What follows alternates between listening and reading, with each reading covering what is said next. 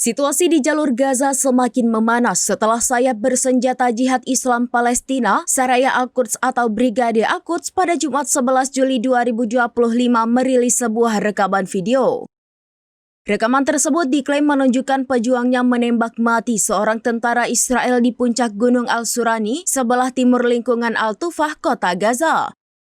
Video itu memperlihatkan seorang anggota Saraya Al-Quds melepaskan tembakan ke arah yang disebut sebagai posisi tentara Israel.